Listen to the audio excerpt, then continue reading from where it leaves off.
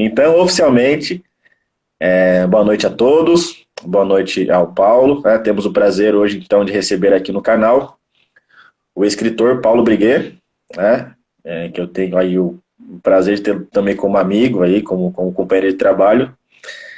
E nós vamos hoje conversar sobre gêneros literários, né? Vamos continuar essa série de conversas sobre gêneros literários e vamos falar do gênero em que o Paulo é um craque, né? Então trouxemos alguém aqui de carne e osso, um cronista de verdade para falar sobre crônicas, né? Então o papo hoje é sobre crônicas, falar um pouco sobre o que é esse gênero, uma coisa mais ou menos difícil de definir, né? O que é a crônica, falar um pouco sobre histórico aí e as realizações no Brasil nesse gênero. Temos grandes cronistas, e eu sempre comento das crônicas com os meus alunos e com o pessoal que fala de literatura, que eu acho que é um jeito muito bom de entrar, né, na vida de leitor, na vida de leitura.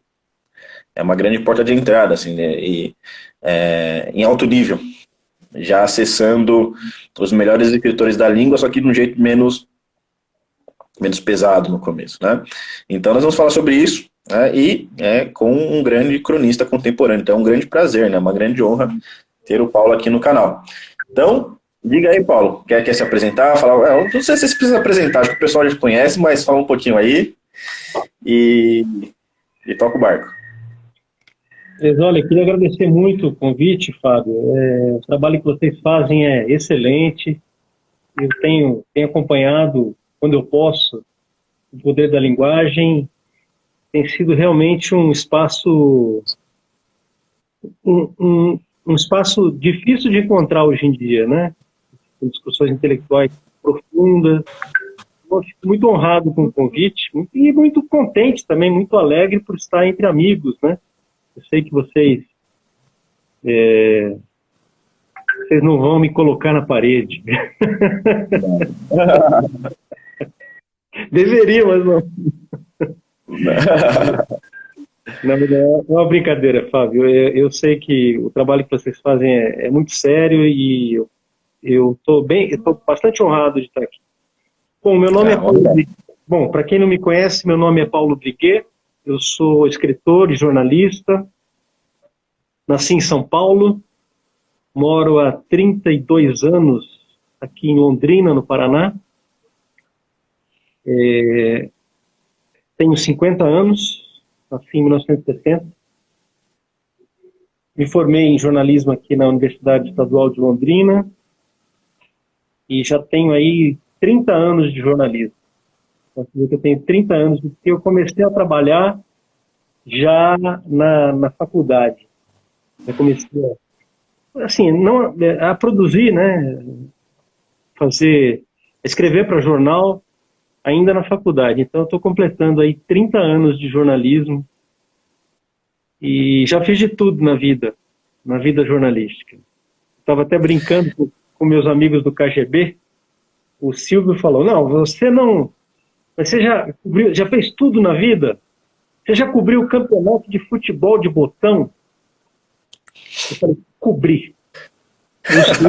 Uma vez, eu estava num plantão, de sábado eu fui cobrir um torneio de futebol de botão, futebol de mesa, em Londrina. E mais do que isso, eu cobri um torneio de sumô, uma vez. Falei isso pra ele. Então, No Brasil? No Brasil. Eu fiz tudo que você pode imaginar. Dentro do jornalismo, eu fiz tudo que você pode imaginar. Só não fiz fake news. Mas dá uma pergunta já, Paulo. Só não fiz fake news. Aí não faz. Nem checagem. Não faz. Mas por que você entrou no jornalismo? Já é uma pergunta, né, interessante. Por que você já era um desejo de jovem aí, escrever, trabalhar com isso? Era o seguinte, desde muito jovem, desde muito cedo, eu sabia que o meu ofício, o meu caminho na vida passava pela escrita, passava por escrever. Eu sempre gostei muito de ler e escrever. Isso desde criança. Desde criança mesmo. O primeiro jornal em que eu trabalhei foi o jornal O Polegar, que era um jornal que eu fazia com um amigo meu, que, aliás, eu gostaria muito de reencontrar esse amigo. No terceiro ano primário, eu e o Adalberto, que era aí de São Paulo, fizemos o jornal O Polegar, que era um jornal que a gente distribuía, vendia para os coleguinhas da escola, e com histórias, assim, tal. E a gente fazia, era rodado em mimeógrafo. Minha mãe era professora de história, então ela tinha um mimeógrafo. Então a gente rodava em mimeógrafo, acho que durou 2 ou 3 edições. Jornal O Polegar. Eu tinha 9 anos de idade. Então, desde muito cedo, eu tive uma relação forte com a escrita, com a literatura, assim, né?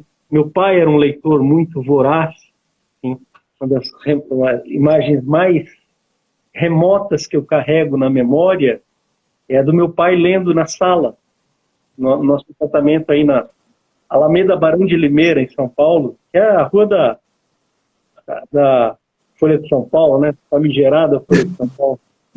Mas na época era um jornal até bom. Sim. E é a época do Cláudio Abramo e tal. Bom, eu lembro do meu pai Era lendo. Despior, né? Era Despior na época. Na época era Despior, a Folha. Era Despior. E veja, essa imagem do meu pai lendo, né? Aliás, o primeiro livro que eu publiquei foi em parceria com meu pai, foi junto com ele, quando eu tinha 25 anos. Nós publicamos um livro de crônicas. Ele também era cronista. Meu pai também era cronista.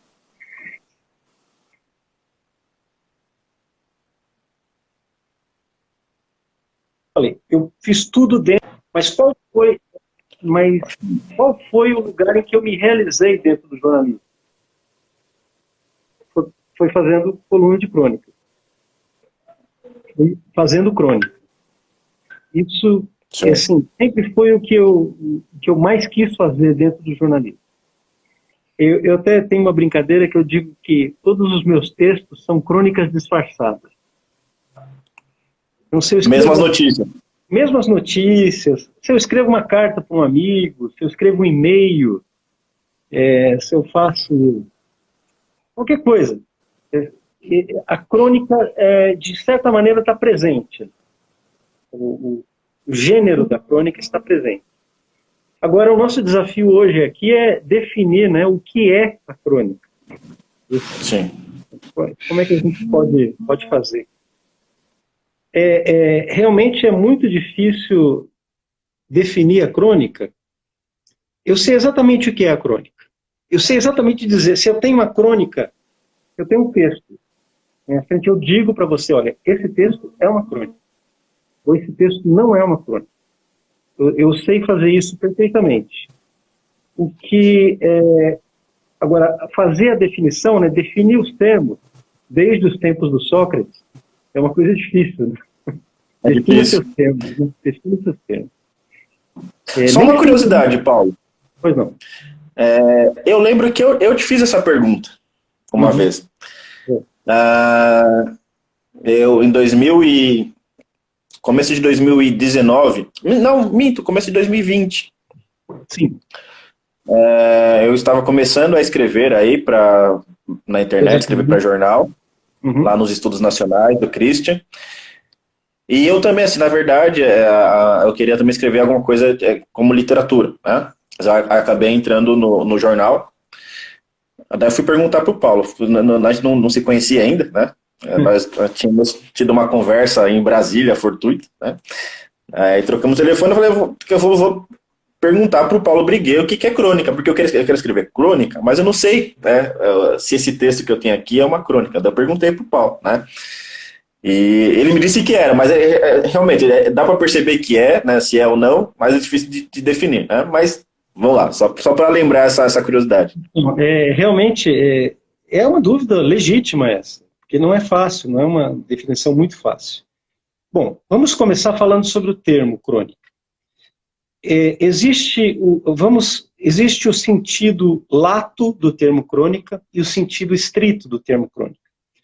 O sentido lato, o sentido mais amplo, né, é aquele sentido de registro do tempo. né? Registro do tempo. Por exemplo, você pode dizer que o Balzac é um cronista do seu tempo.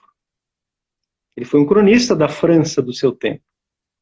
Embora ele não seja um cronista no sentido estrito, né? Pelo menos eu não sei se ele escrevia crônicas mesmo, no sentido estrito.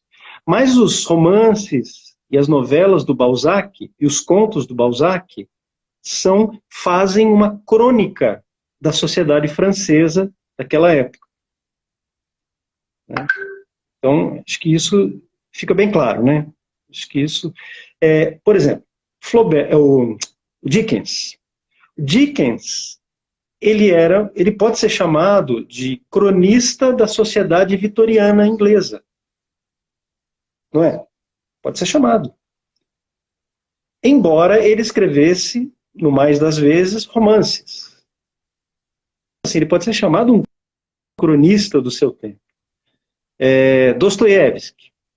Dostoiévski, embora não escrevesse... Embora ele tinha um diário, né? Ele tinha um jornal, o diário de um escritor, em que eu acho que ele escrevia alguma coisa parecida com crônica.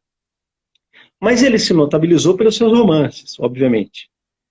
E os romances do Dostoiévski compõem uma crônica da sociedade russa do século XIX.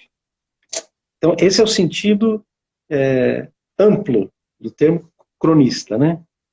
Você pode dizer, sei lá, que o Fernão Lopes foi um cronista, né, de determinado período da história portuguesa. Você pode dizer que Suetônio foi um cronista de determinado período do Império Romano. E assim por diante, né? Você pode dizer que Xenofonte foi um cronista da sociedade grega do seu tempo, da sociedade ateniense do seu tempo. Até o Silvio brinca que eu sou o Xenofonte atual. Pô, que sacanagem. Mas, enfim, esse é o sentido amplo do termo cronista. E também ele pode ser usado assim, no caso de determinadas funções dentro do jornalismo. Por exemplo, cronista esportivo. Existe a expressão, né? O que é um cronista esportivo? Aquele que descreve os acontecimentos de uma certa modalidade esportiva, ou de algumas modalidades esportivas. É o cronista esportivo, né? É outra. Agora, o que é a crônica no sentido estrito? A crônica no sentido estrito é um gênero literário. Um gênero literário específico. Um gênero literário que possui uma estrutura, possui determinadas características, que são características um pouco difíceis de definir. Talvez a melhor forma de definir a crônica no sentido estrito, definir o gênero da crônica, seja começar por uma definição negativa. O que não é crônica. Vamos pensar o que não é crônica. Conto não é crônica. Essa é uma coisa que as pessoas confundem muito, né? Até o nosso maior cronista, que eu considero o nosso maior cronista, que é o Rubem Braga, tinha uma coleção, eu não sei de que editora, os melhores contos de Graciliano Ramos, os melhores contos de Guimarães Rosa, os melhores contos de Moacir Sclero, os melhores contos de Lígia Fagundes Telles, e publicaram lá os melhores contos de Rubem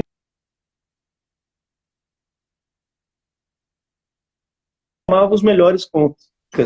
São crônicas que estão lá. São crônicas do Rubem Braga, não são contos, são crônicas. Então, crônica não é conto, porque o conto ele tem uma característica fundamental. Ele tem um enredo, ele tem uma história, um começo, meio e fim.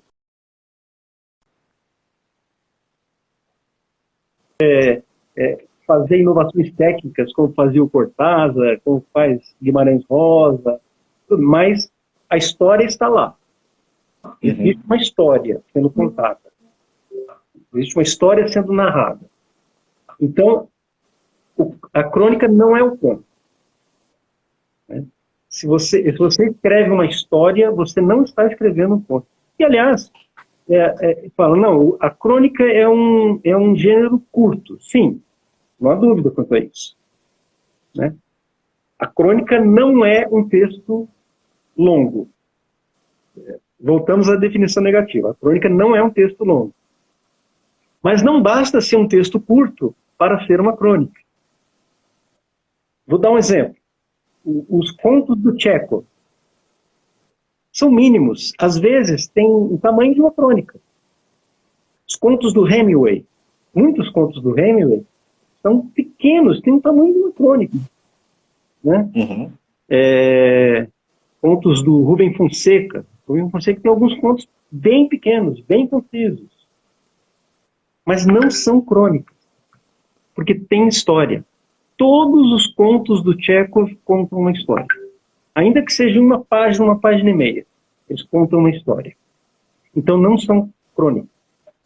Não são crônicas. Outra coisa que se confunde muito. Artigo de opinião não é crônica. Ensaio não é crônica. Ensaio histórico, ensaio cultural não é crônica. Por exemplo, os textos do Paulo Franz, que eram publicados em jornal. Os artigos do Paulo Franz, né, artigos de crítica cultural. Não pode chamar de crônica, não eram crônicas. Não eram crônicas. Os artigos de opinião que você vê, esses colunistas, nos cadernos, né, e nos cadernos 2, né, ou mesmo naquelas páginas de opinião dos jornais, né, não são crônicas. São crônicas. Sei lá, o que o Clóvis Rossi fazia lá na página 2 não era crônica. Não era crônica. O que Paulo Francis já disse, né, preciso ser influente. Né? A crônica ela não faz isso. A crônica, ela tem... Eu tenho um texto do Antônio Cândido. Você pode fazer restrições ao Antônio Cândido, mas ele tinha algumas coisas muito boas. Né? Ele tem um texto chamado A Vida ao Rés do Chão. A Vida ao Rés do Chão. Em que ele fala... que ele arriscava uma definição sobre crônica. E ele fala assim... Dificilmente um cronista vai ganhar o Prêmio Nobel de Literatura. Ninguém imagina isso, né? A crônica, ela está longe das grandes obras da literatura. Que bom! Assim ela fica mais perto da gente. Então, a crônica, aí vamos entrar agora para uma definição positiva de crônica. Né?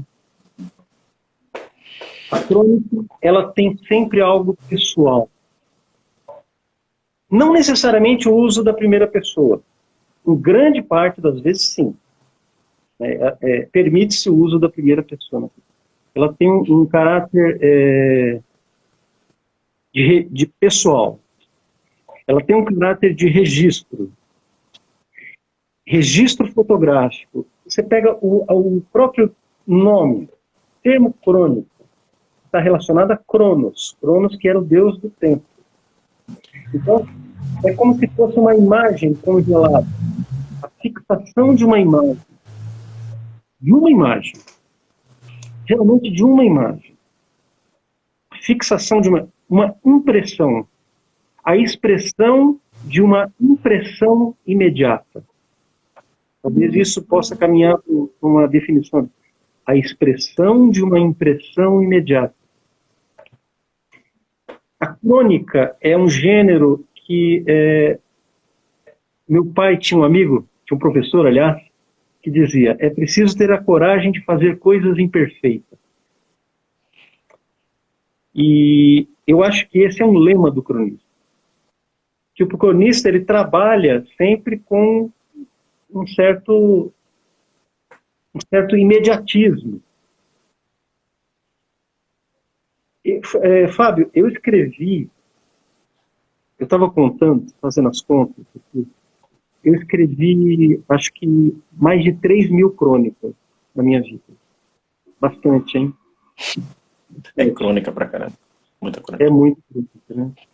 Alguma coisa boa deve ter, né? Porque se até o relógio parado acerta 2 vezes por dia, alguma crônica boa deve ter saído. E eu peguei aí essas crônicas e eu fiz as dos últimos anos, aliás, de um longo período aí. Selecionei 100 crônicas e vou agora lançar o meu próximo livro com 100 crônicas selecionadas aí da minha produção. Muito bom. Eu escrevi 3.000 crônicas. E uma coisa que eu percebi, por exemplo, na Folha de Londrina, algo que eu estou tentando fazer agora de novo no Brasil Sem Medo, eu publicava todos os dias. Eu passei 4 anos publicando todos os dias. Acho que eram 6 dias por semana, só descansava um só. 6 dias por semana. E aí você fala, mas você guarda crônica?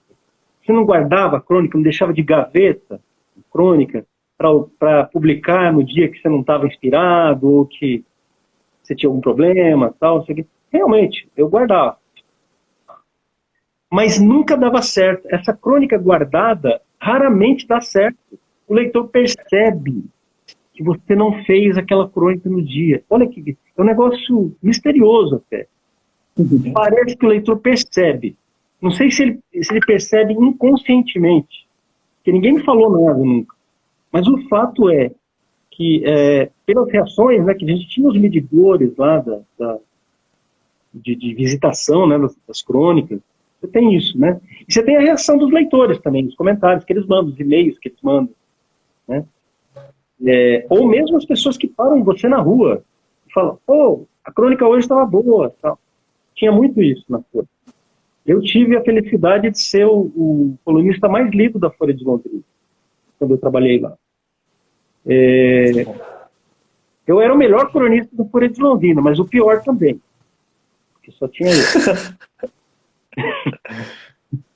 Mas, quando no Brasil Sem Medo, por exemplo, eu sou o segundo melhor. Tem você, aí depois de você sou eu. Ih, aí não, pô. Mas Fábio, tinha isso, né? O leitor perceber a crônica, então ela precisa ter um gosto de presente, sabe? Ela precisa ter aquele parece que é um calor do momento. Ela pede um calor do momento. E esse calor do momento... Paulo, mas como que você conseguia ter inspiração para fazer isso todo dia? Rapaz, a inspiração é o seguinte. Eu descobri que ela tem que pegar você trabalhando. Ela tem que pegar você trabalhando. Você tem que trabalhar, você tem que começar a trabalhar. E aí um dia ela chega. Um dia a inspiração chega. Agora, eu sou o cronista, pelo menos eu sou assim. Cronista 24 horas por dia. Então eu ando com meu lápis, com meu caderninho, meu lápis, o dia inteiro. E agora com o celular também. O celular é muito interessante que eu deixo recados para mim mesmo. Às vezes eu tenho uma ideia, deixo o recado, olha, vamos escrever sobre isso. Tal. Hoje à noite, por exemplo, a crônica que eu publiquei hoje, os sons, como é que é? Os sons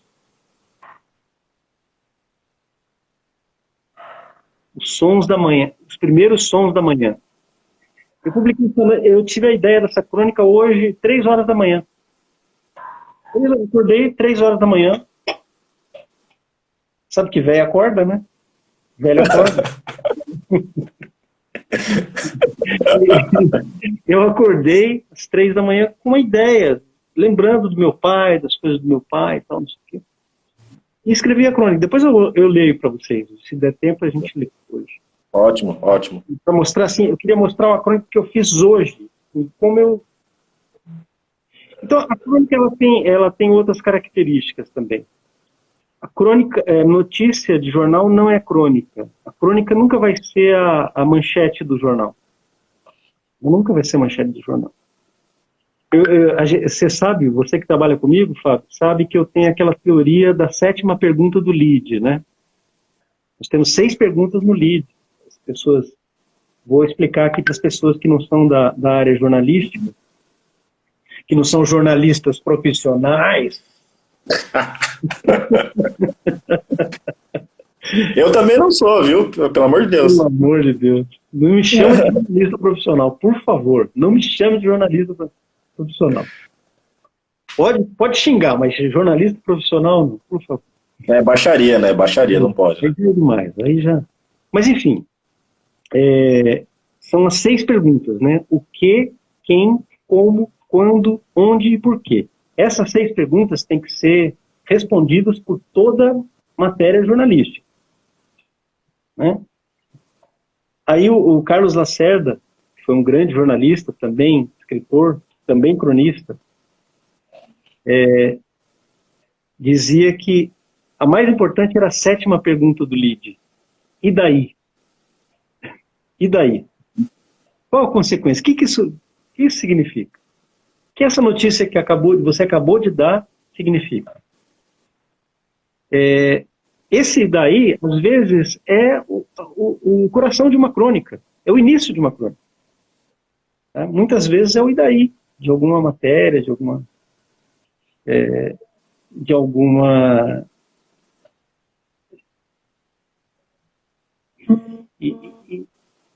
Sim, nem sempre é fácil, mas toda matéria, todo fato, todo acontecimento tem o seu e daí.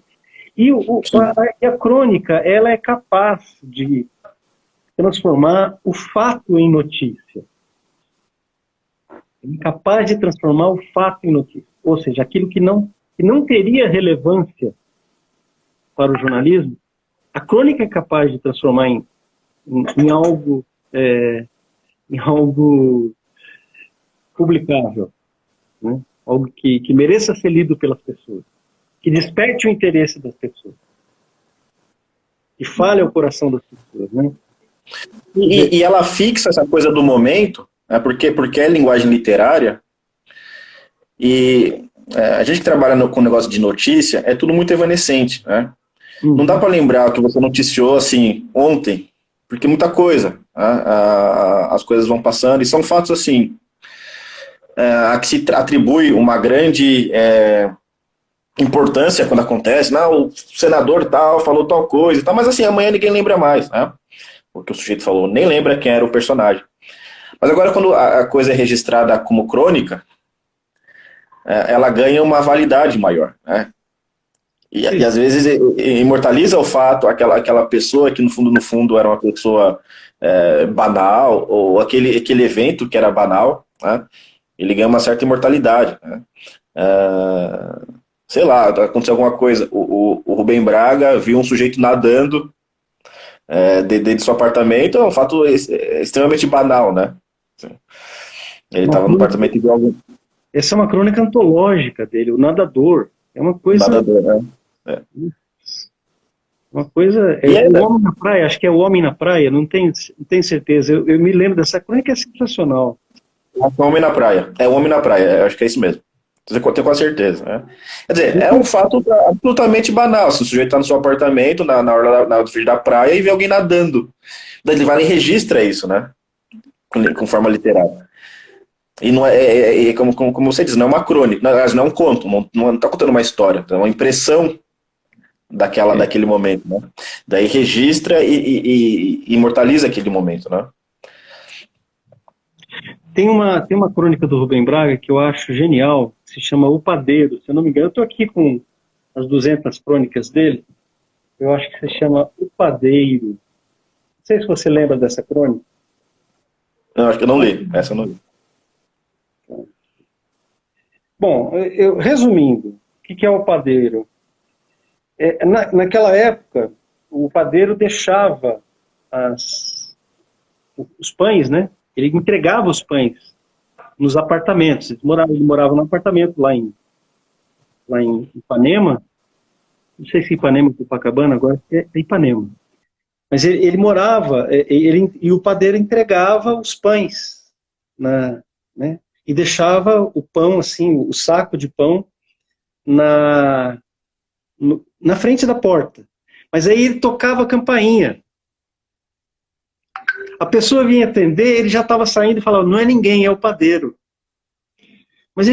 E o Rubem Braga ficou cucado, ele ficou pensando naquilo, como é que...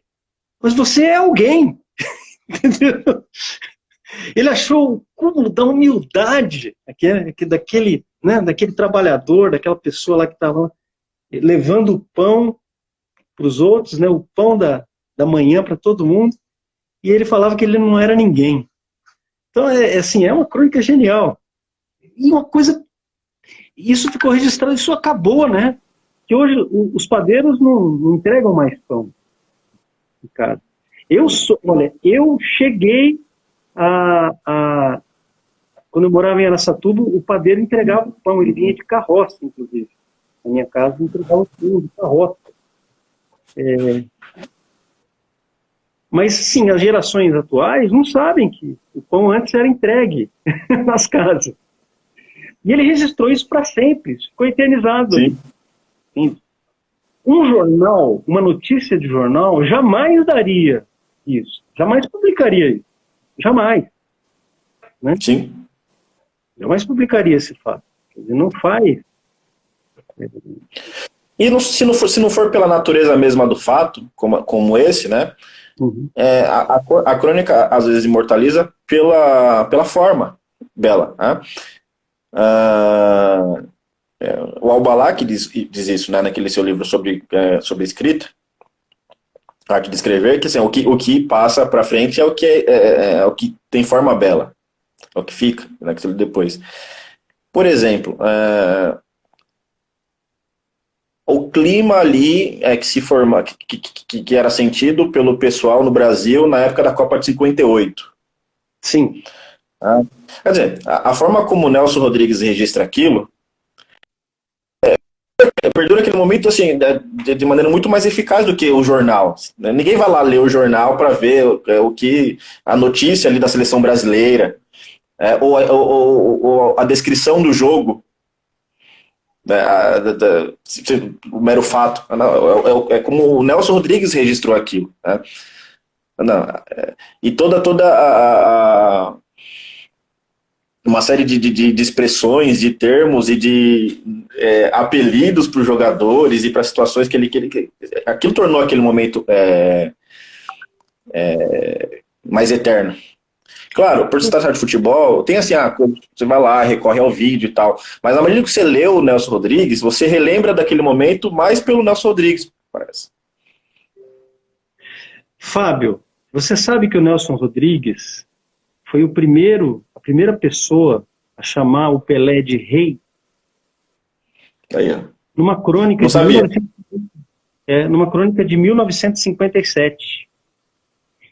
Ou seja, antes da Copa do Mundo, antes dele ser campeão do mundo.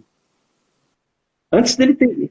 Até em 58 havia dúvidas se o Pelé, né, iria para a seleção ou não. Ele era muito jovem, tinha 17 anos. Muito moleque, né? Muito moleque. Duvidou-se, né? Assim, foi uma discussão mas ele, em 57, ou seja, um ano antes da consagração de tudo, ele chamou o Pelé de rei numa crônica. Ele coroou o Pelé. Você imagina o que é isso? Pois é. Então, o Nelson Rodrigues, ele está entre os grandes cronistas. Eu digo que tem os 4 cavaleiros da crônica. Para mim, né?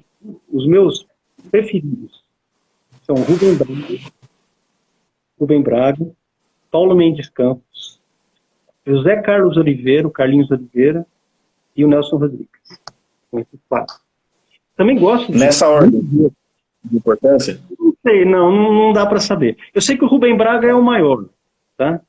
Rubem Braga é o maior, mas eu não diria que é essa ordem, não dá para saber. Mas eu gosto muito desses 4. Os quatro são, para mim, sim, aquela história de formar sua biblioteca pessoal, né? São os meus quatro. Pode não ser o seu, pode ser, né? Pode ser diferente, né? É muito difícil fazer essas listas. Principalmente no Brasil, você tem muitos cronistas bons, né? Muitos cronistas de grande talento, né? De grande qualidade. Então, mas esses quatro, para mim, são fundamentais. Eu acho assim, eu acho até que o Nelson Rodrigues é melhor como cronista do que como dramaturgo. Então, eu sei que isso pode soar como uma heresia, né? Embora eu goste embora eu goste das peças do Nelson Rodrigues, sou um admirador do teatro do Nelson Rodrigues, mas como cronista ele é sensacional. Como contista também, né? Então, o Nelson, ele conseguia atravessar esses gêneros, né? De repente você está lendo você acha que está lendo uma crônica e é um conto. Acontece. Ele faz isso. Sim. Então, aí, por exemplo, tem um livro que é uma antologia de 100 maiores crônicas brasileiras do século, de todos os tempos, não lembro exatamente, né? Tem uma crônica, tá como crônica, se chama A Viúva Inconsolável, do Nelson Rodrigues. Mas aquilo ali tem tudo do jeitão de conto. Né? Mas o sujeito colocou lá como uma das 100 crônicas brasileiras de todos os tempos. Né? Mas assim, é Nelson Rodrigues e tem todo aquele jeito de conto daquele tipo A Vida Como Ela É. Né? Por exemplo, A Vida Como Ela É, as pessoas podem falar que não é crônica. A Vida Como Ela É são contos. Pois é. Né? Estão perguntando aqui, e o Machado de Assis? Machado de Assis era um cronista? Era um bom cronista, fez boas crônicas, principalmente no final da vida. No final da vida, as crônicas do Machado são boas, mas assim, não existe comparação. Como contista e romancista, ele era infinitamente melhor. Ele era um Sim. bom, né? Não é comparação. Não é comparação. Agora, você pega o Rubem Braga. O Rubem Braga, ele praticamente só escreveu crônicas. A vida inteira. Sim. Então acertou a mão para isso, né? Ele tem um livro de poemas, assim, mas é uma coisa que ele fez assim nas horas vagas, chama livro de verso, uma coisa fininha, desse tamanhozinho assim. Então, você pode dizer assim, que o Rubem Braga escreveu basicamente crônica. Só crônica. O Paulo Campos, ele era poeta, né? Embora também não é comparação. E o Machado de Assis também era poeta, né? Lembrar isso. O Machado de Assis também era poeta, também era dramaturgo, também era crítico. Machado de Assis fez tudo, né? Ensaísta. E eu acho que em matéria de crônica, o Machado, perdão interromper, mas eu acho que assim, ele tem uma importância, talvez, em encorajar essa crônica mais literária, né? E meio que fixar a coisa e abrir caminho para os cronistas do século XX. Né? Ele escreve no final do XIX e começo do XX. Acho que ele dá essa perspectiva do grande escritor. Sim. Se aventurar nesse gênero.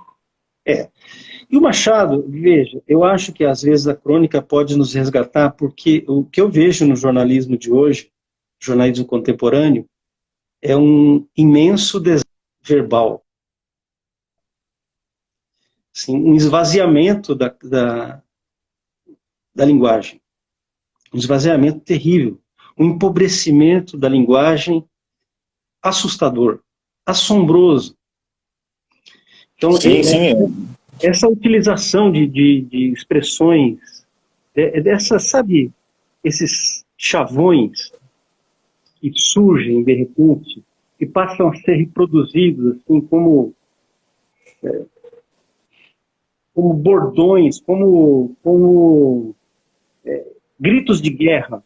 Na verdade, como gritos de guerra, para tentar tribais, atingir né? o adversário político. tipo negacionista, gabinete do ódio, gabinete secreto, sabe, esse tipo de linguagem fundamentalista, ala ideológica, isso é uma tempestade de merda, me desculpem os nossos ouvintes, é uma tempestade de merda sobre a língua portuguesa. Então, às vezes, a gente tem que fugir disso, e a melhor maneira de fugir desse empobrecimento da linguagem é buscar os grandes escritores, buscar as soluções que a tradição literária nos oferece. E, nesse sentido, o Machado de Assis é um manancial. Machado de Assis é um manancial de Soluções. De soluções, de soluções literárias, né, para poder expressar a realidade. Então, Sim. uma sessão da CPI do Lula, eu chamo essa CPI de CPI do Lula. O dono dessa CPI é o Lula. Sim. Tá? Então, para mostrar o que é uma sessão da CPI do Lula, a linguagem jornalística, ela talvez não seja suficiente. É preciso usar mais do que isso, é preciso ir além disso, né? Para desmascarar essa palhaçada toda, esse feito. E aí é que entra um Nelson Rodrigues, aí é que entra um Machado de Assis, pessoas Carlos Drummond com Drummond, mesmo o Bandeira, né, escreveu. são capazes de... É que esses outros, né, Bandeira, Drummond, embora eu goste muito das crônicas do Bandeira, incomparavelmente melhor como poeta. Com certeza. Incomparavelmente mais importante como poeta, né? Sem dúvidas. Mas nós temos que buscar na literatura. E a crônica ela é uma espécie de limite. Ela é uma área de limite entre o jornalismo e a literatura. Então, até aquela coisa, né? Os jornalistas dizem que o cronista é um escritor e os escritores dizem que o cronista é um jornalista. É mais ou menos aquele índio que foi criado pelos jesuítas. Aí expulsaram os jesuítas, o índio ficou perdido. Ele vai para a aldeia, ele é considerado cristão. Ele vai para a cidade, ele é considerado índio. Então ele pira, né? O cronista é mais ou menos, ele fica no meio termo, ele fica na corda bamba. Ele vive nessa corda bamba. Não há como escapar muito disso, né? Todos os nossos grandes escritores fizeram crônica, sabia? Todos. É difícil encontrar um escritor. Tem um só, que eu me lembro agora, assim, dos grandes, um que não fez crônica. Ou que fez, mas assim, desistiu logo. Guimarães Rosa, ele não conseguia. Por quê? Porque o Guimarães Rosa não sabia fazer coisas imperfeitas. Até morrer, o Guimarães Rosa revisou todas as edições dos livros dele. Ia lançar de novo uma Sagarana, 15ª edição. Ele pegava o livro de novo e reescrevia. E reescrevia, reescrevia. Ele fez isso com todos os livros dele, até morrer. Então, para ele, escrever uma crônica que vai sair daquele jeito e acabou, não tem jeito, era uma tortura. Foi até o Manuel Bandeira que o convidou a escrever no jornal. Ele fez algumas, mas ele, assim, ele não... É o estilo dele, né? Era incompatível com a crônica, né? Assim, ele era... Como é que é? Tinha uma incompatibilidade mesmo, orgânica com o gênero da crônica. Mas talvez... E o cronista, ele tem uma certa... O cronista, ele tem uma espécie de participação na vida cotidiana. Tem isso também, né? E tem uma Não, é que nem você em Londrina, né? O pessoal lia, né? Costumava ler suas crônicas, você assim, conversava com você sobre a coisa, né? Tô Então, assim, tomando coca. Inclusive, isso é interessante, essa coisa da participação do cronista na vida ali, daquela comunidade, sociedade. E até um problema que nós estávamos conversando com o Diogo Fontana semana passada, é que parece que o brasileiro desacostumou a ler crônica. Talvez porque não tenham na grande mídia grandes cronistas, né? Nos jornais de grande circulação nacional, né? Porque daí, assim, a minha impressão é que, há algumas décadas atrás, o sujeito simples, o trabalhador normal, o sujeito de classe média baixa, ele acompanhava aquelas impressões do escritor sobre as coisas. E aí criava alguma coisa como uma intimidade entre esse público leitor e o escritor, e essa trajetória das impressões do escritor, né?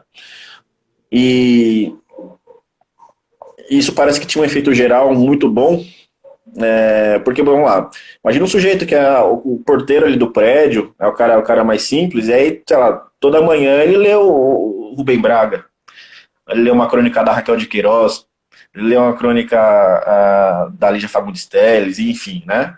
Assim, coisa genial, né?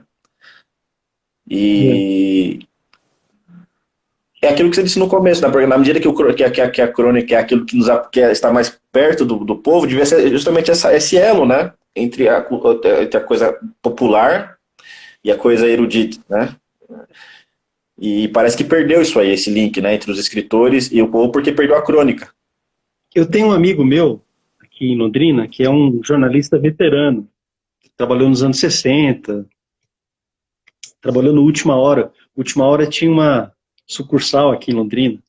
Ele trabalhou, e ele lembra o seguinte, que o jornal, parece que o jornal era rodado aqui na região, eles tinha uma gráfica aqui, diz que os entregadores de jornal, eles ficavam disputando assim para ir abrindo o jornal, quando o jornal chegava, nos entregadores, não era gráfica não, os entregadores ficavam esperando chegar o jornal, né? Quando o jornal chegava de avião, os entregadores abriam o jornal e iam direto na coluna do Stanislau Ponte Preta, do Sérgio Porto, que queriam ler o Stanislau. Você imagina uma coisa dessas hoje? Eles queriam ler os entregadores de jornal. Você vê, quer dizer, ele está falando ao coração daquelas pessoas, né? Então, a coisa que mais me deixava feliz, que mais me deixa feliz, é quando eu encontro pessoas que falam assim, Paulo, nossa, você escreveu aquilo que eu estava sentindo, que eu queria, você disse aquilo que eu precisava dizer, sabe? Isso é o que mais me deixa feliz e acontece às vezes, né? Isso me deixa realmente muito feliz. A crônica é isso, sabe? Ela me aproxima das pessoas. As pessoas até perguntam da minha vida. Porque era um livro aberto, não tem jeito. Eu falo da minha família, eu falo do meu cotidiano. As pessoas perguntam do meu, sabe? As pessoas que já se foram, até dos meus pais, por exemplo, vêm contar, vêm conversar comigo, vêm... Você acaba... Tinha alguma coisa dessa aproximação que tem talvez do influenciador de internet, né? Que vai lá e filma alguma coisa da vida, do cotidiano e tal, mas é em linguagem literária, né? Pois é. E as pessoas perguntam assim, mas o que eu faço para ler, né? Para começar a ler, gostar de ler? Eu acho que tem eu não sei se você conhece uma coleção que se chama Para Gostar de Ler. Sim. É uma coleção antiga. Qualquer sebo tem. Então não precisa procurar muito. Qualquer sebo, você vai a qualquer sebo, você encontra essa coleção. São vários volumes para gostar de ler. E tem os cronistas. Tem contos, tem contistas também, tem poemas, tem poesia também, mas tem, sobretudo, cronistas. Né? Cronistas, assim, Aí você vai falar, mas todo mundo mesmo fazia crônica? Olha, até o Euclides da Cunha fazia crônicas, e aliás, crônicas muito boas. Euclides da Cunha, dos Sertões. Tem uma crônica do Euclides que é maravilhosa, que é do ano em que morreu o Machado de Assis. Machado de Assis morreu em 1908, né? Uhum. Isso. E ele estava doente, e cercado pelos amigos. Estava o Euclides da Cunha, acho que estava o Joaquim Nabuco também, José Veríssimo, todos aqueles escritores da academia, né? Estavam lá em torno do leito de morte do Machado. E aí chegou um menino, um rapazote, de 14, 15 anos, bateu a porta e pediu para entrar. Sabia que lá era a casa do Machado. E ele não falou nada, ele só chegou, ele pediu para se aproximar e beijou a mão do Machado. Beijou a mão e foi embora. E aí o Euclides ficou maravilhado com aquela cena. Meu Deus, que coisa. Quem é esse menino? Quem será esse menino? E ele perguntou isso na crônica. A crônica é belíssima. Eu até vou tentar achar aqui, ó.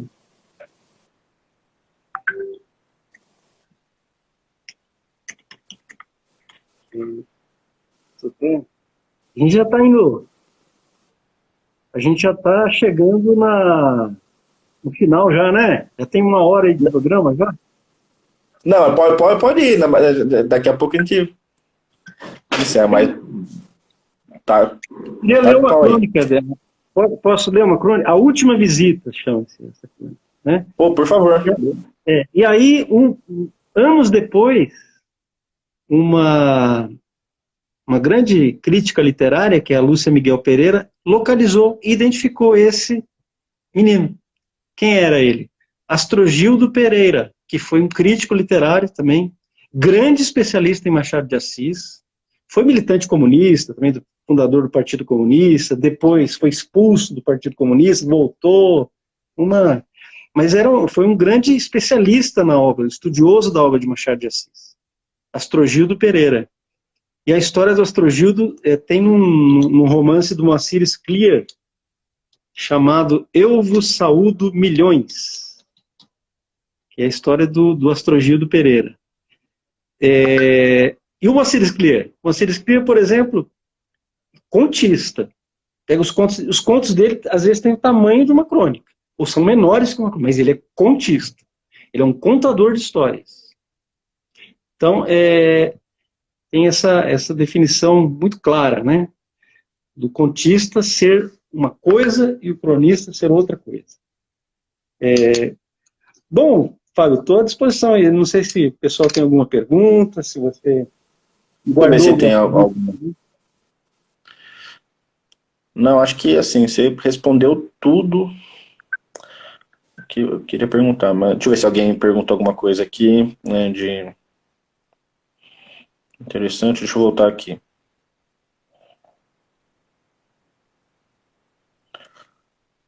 Acho que não, de pergunta não. Você queria ler a sua crônica? Eu queria ler 2 crônicas. Posso ler 2 crônicas? Ah, eu acho que pode ler. Eu queria ler a crônica que bom, primeiro eu vou ler uma crônica que faz parte do meu livro. Aqui, o meu livro vai se chamar Nossa Senhora dos Ateus. E sai quando, Paulo? Aí nos próximos meses. Eu acho que até agosto sai. Qual a editora? Editora Sétimo Selo, Ótimo. do SEDET. Claro. Muito bom. Sétimo. Bom,